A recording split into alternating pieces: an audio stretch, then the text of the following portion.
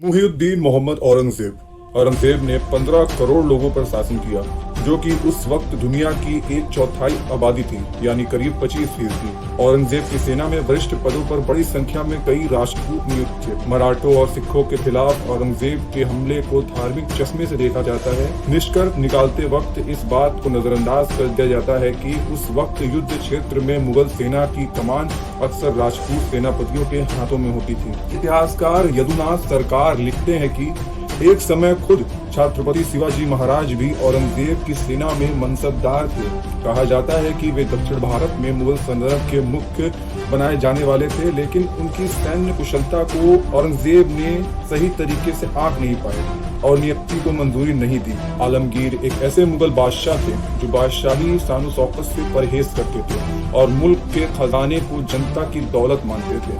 अपने प्रशासन के भारी काम में व्यस्त रहते हुए भी वे अपनी आवश्यकताओं को पूरा करने के लिए कुरान की नकल बना करके और टोपियां सिल करके अपनी रोजी कमाते थे। औरंगजेब की बात आने पर लोग हिंदुओं पर लगाए जाने वाले जजिया कर की बात जरूर करते हैं, लेकिन यह कर गरीबों, बेरोजगारों, रूप से अशक्त लोगों पर नहीं लगाया जाता था और ब्राह्मण से अलग रहते थे।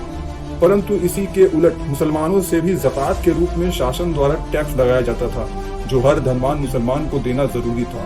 और इसी तर्ज पर मराठा साम्राज्य द्वारा मुसलमानों पर ज़कात के नाम पर भी एक तरफा टैक्स लगाया जाता था। औरंगजेब पर मंदिर तोड़वाने के इल्जाम लगाए जाते हैं, जबकि जितनी मंदिर तोड़ी गई इससे ज्यादा मंदिर बनवाई गई थी उसके शासन में, जिसके बहुत सारे साक्ष्य आज भी मौजूद हैं। उदाहरण के लिए औरंगजेब ने दक्षिण भारत में कभी भी मंदिरों को निशाना नहीं बनाया, जबकि उनके शासनकाल में ज्यादातर सेना यही मौजूद थी। विश्व प्रसिद्ध इतिहासकार रिचर्ड ईटन के मुताबिक मुगल काल में मंदिरों को ढहाना दुर्लभ घटना हुआ करती थी और जब भी ऐसा हुआ तो उसके कारण राजनीतिक रहे। ईटन के मुताबिक वही मंदिर तोड़े गए जिनमें विद्रोहियों को शरण मिली थी, जिनकी मदद से शहंशाह के खिलाफ साजिश रची गई थी। इस समय मंदिर तोड़ने का कोई धार्मिक उद्देश्य नहीं था, जैसे मथुरा का केशव राय मंदिर। मथुरा के जाटों ने सुल्तान के खिलाफ विद्रोह किया था, इसलिए यहाँ हमला किया गया। ठीक इसके उलट औरंगजेब ने मंदिरों को संरक्षण भी दिया।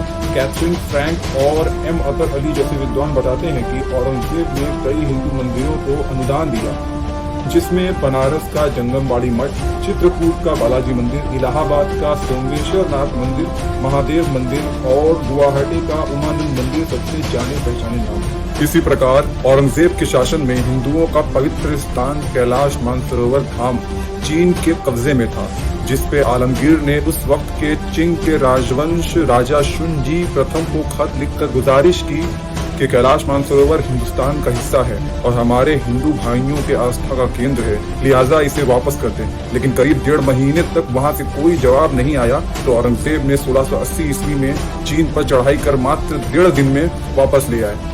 इसके साक्ष्य आज भी आजादी के वक्त के हलफनामे में देख सकते हैं, जो कि चीन ने यूएनओ में सबमिट कराया था।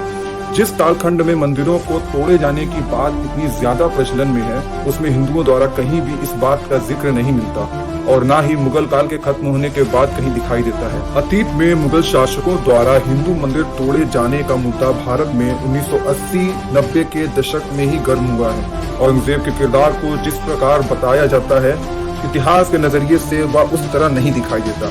इतिहास में वह तमाम अड़चनों के बाद भी सबसे ज्यादा शासन करने वाला मुगल बादशाह। दोस्तों, ऐसी ही ऐतिहासिक जानकारियों के लिए चैनल को लाइक और सब्सक्राइब करें।